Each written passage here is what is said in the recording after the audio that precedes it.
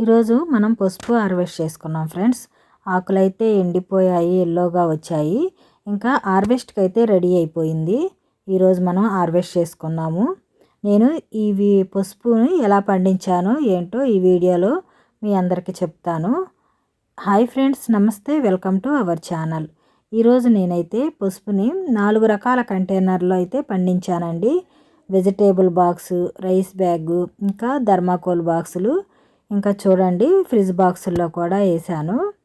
అసలు ఎందులో అయితే మనకి పసుపు ఎక్కువగా తీసుకుంటాము పంట అని ఒక ప్రయోగం అయితే చేశాను. ఇక వీడియోలోకి అయితే వెళ్ళిపోదాము. ఇంకా ఈ ఫస్ట్ అయితే ఈ పసుపు ఆకులన్నీ తీసేసుకుంటున్నాను. ఇవన్నీ తీసేసుకుంటే ఫాస్ట్గా పసుపుని అయితే హార్వెస్ట్ చేసుకోవచ్చు కదా అని తీస్తున్నాను. 2 రైస్ బ్యాగ్లో వేసాను, 2 వెజిటేబుల్ బాక్సులు వేసాను, 3 థర్మాకోల్ బాక్సులు, 2 ఫ్రిడ్జ్ బాక్సులు అయితే వేసాను. ముందుగా నేను వెజిటేబుల్ బాక్స్లో వేసింది తీస్తున్నాను.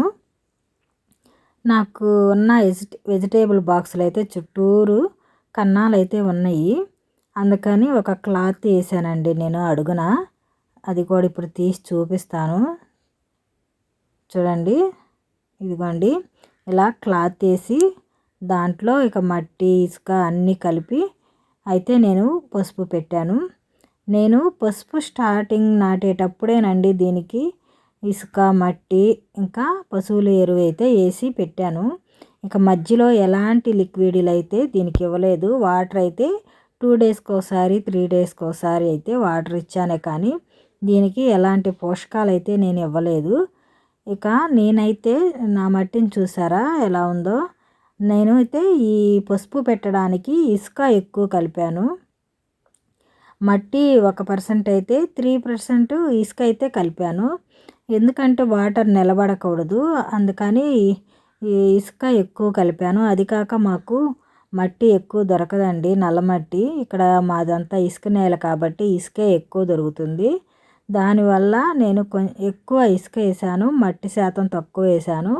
ఇంకా ఎరువు కూడా వేసానండి, ఎండిన పేడ. ఇంకా ఈ 3 అయితే మిక్స్ చేసి నేను పసుపు అయితే పెట్టాను. ఈసారి అయితే పసుపు నేను చాలా లేటుగానే పెట్టాను ఫ్రెండ్స్. అసలు ఎలా వస్తుందో ఏంటోనని ఒక ఆలోచన అయితే ముందు ఉంది. ఎందుకంటే మే, జూన్లో పెడతారు. నేనైతే ఆగస్టులో పెట్టాను. 2 నెలలు అయితే లేట్ అయిపోయింది.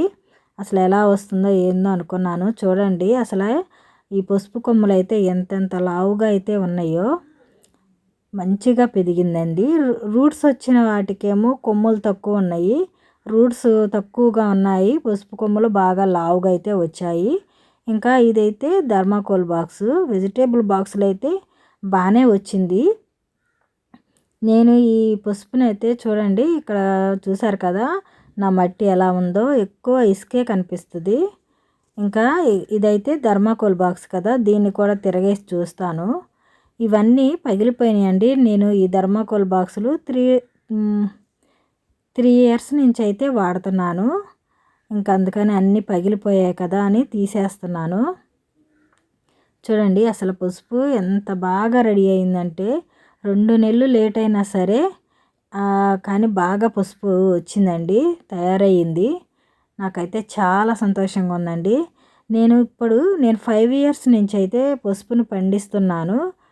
నేను ఫస్ట్లో తెచ్చినప్పుడు చాలా తక్కువ అండి, చాలా 2 ముక్కలో 3 ముక్కలో తీసుకొచ్చి నాటాను. అదైనా నాకు అప్పుడు అసలు ఏ టైంలో పెట్టాలో కూడా అసలు తెలీదు.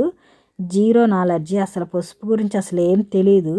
ఇలాగ యూట్యూబ్లో చూసి ఇంకా నాకు దొరికిందిలే అని చెప్పి మా న్యూ ఇయర్కి అమ్మ వాళ్ళ ఊరు వెళ్ళాను. అక్కడ ఒకళ్ళు పసుపు నాటుకున్నారు.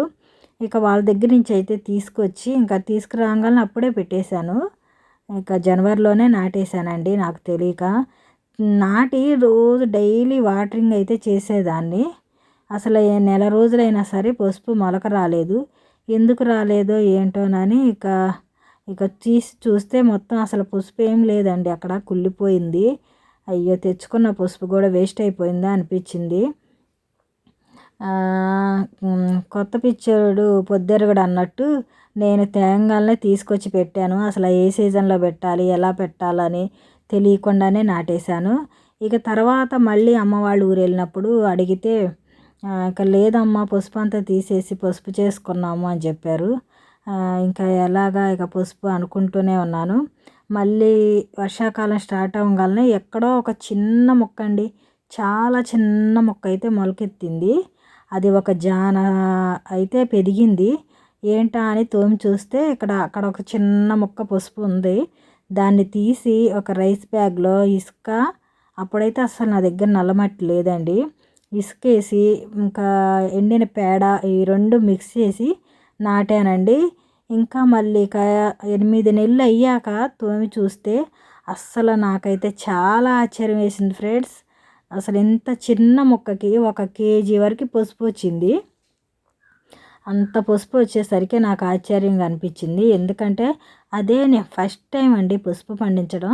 పసుపును కూడా ఇంత ఈజీగా పండించవచ్చా అని నేను అప్పుడు అనుకున్నాను. ఇంకా అప్పటి నుంచి ఇప్పటికి కూడా నేను ప్రతి సంవత్సరం పసుపును పండిస్తాను.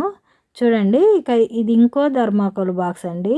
ఇక అన్నీ ఇరిగిపోయాయన్నాం కదా, అన్నీ తీసేస్తున్నాను. చూసారుగా ఎంత ఇసుక ఉందో. ఇక నాకైతే రావట్లేదు. ఇక మా వారైతే గడ్డ పలుగుతో ఈ విధంగా అయితే లేపుతున్నారు. అంత చిన్న ముక్కతో స్టార్ట్ అయిన నా పసుపు పంట ఇప్పటికీ ఎంత అంటే కేజీల కొద్దీ పసుపును అయితే తీసుకుంటున్నాను. చూడండి అసలు ఎంత మంచిగా వచ్చిందో. కానీ పసుపుని మనం ఒక్కసారి నాటి ఏ టైంలో నాటాలో తెలుసుకొని ఒక్కసారి నాటి దాన్ని అలా వదిలేస్తే చాలు ఫ్రెండ్స్.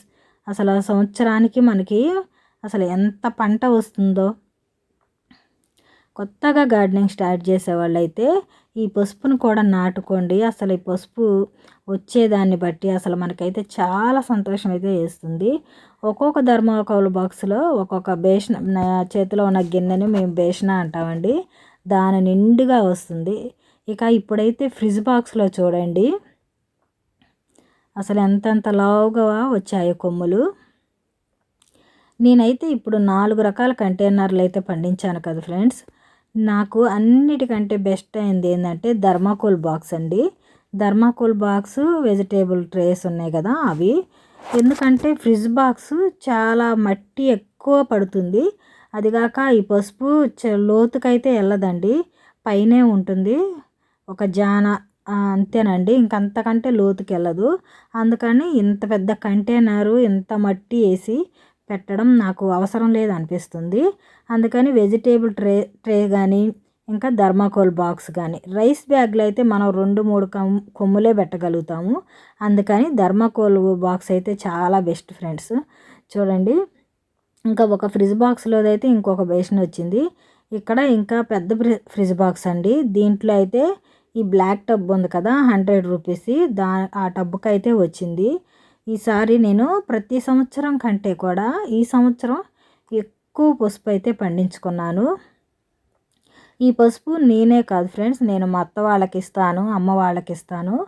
మా మా ముగ్గురు ఫ్యామిలీస్కి అయితే నేనే పండిస్తాను పసుపు. ఇక మా అత్త వాళ్ళకి, మా అమ్మ వాళ్ళకైతే ఇంటి దగ్గర చాలా ప్లేస్ ఉంటుంది, కానీ వాళ్ళు ఎవరు నాటరు. నా దగ్గర అయితే ప్లేస్ తక్కువ ఉంటుంది, కానీ నేను నాటి వాళ్ళకి కూడా ఇస్తున్నాను. చూడండి అసలు నా దగ్గర ఇప్పుడు ఎంత పసుపు అయితే ఉందో చూడండి. మొత్తం తీసుకొచ్చాను. ఇంకా పసుపు అయితే ఎంత వచ్చేసింది, ఎంత లావుగా వచ్చాయి కొమ్ములు చూడండి. ఇంతింత పంట మనం తీసుకోగలుగుతున్నాం అంటే చాలా సంతోషం అనిపిస్తుంది. ఇంకా రూట్స్ అన్నీ అయితే కట్ చేశాను. ఇవైతే మెయిన్ దుంపలండి, వీటికి ఇంకా కట్ చేయలేదు. నాకు ఇప్పుడు ఈ పసుపు 3 డేస్ అయితే పట్టిందండి తీయడానికి. ఒకరోజు రూట్స్ అన్ని కొయ్యడానికి, కడగడానికి, ఆరబెట్టుకోవడానికి అయితే 3 డేస్ పట్టింది. నేను నాటుకున్న కొమ్ములు ఉన్నాయి చూడండి, అవి బ్లాక్గా ఉన్నాయి, నేను అంతకుముందు నాటింది. నాకు వచ్చిన పసుపు అయితే ఇంత. వీటిలో సీడ్స్ కోసం కూడా తీసాను.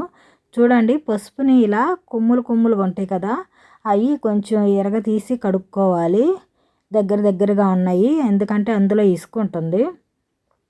అందుకని ఆ ఇసుక అంతా పోయే విధంగా అయితే కడుక్కోవాలి ఫ్రెండ్స్. ఇలా నీట్గా కడిగేసరికి చాలా టైం అయితే పట్టింది నాకు. ఇంకా ఇవి కాకుండా మెయిన్ దుంపలు ఉంటాయి కదండి, వాటికి వచ్చినవే ఈ పిల్లలన్నీ ఈ టబ్బులో ఉన్నాయి మెయిన్ దుంపలు. ఇవైతే ఇంకా చాలా టైం పట్టింది నాకు కడగటానికి. ఇప్పటికి 5 టైమ్స్ అయితే కడిగేశాను. ఈ మెయిన్ దుంపలకైతే బాగా ఇసుకుంటుందండి. ఇది మార్కెట్లో చాలా కాస్ట్ కూడా ఎక్కువగానే ఉంటుంది ఈ మెయిన్ దుంపలు. ఇంకా నా వీడియో మీ అందరికీ నచ్చితే లైక్ చేయడం మాత్రం మర్చిపోకండి ఫ్రెండ్స్. లైక్ చేయండి, షేర్ చేయండి, సబ్స్క్రైబ్ చేసుకోండి. Bye friends.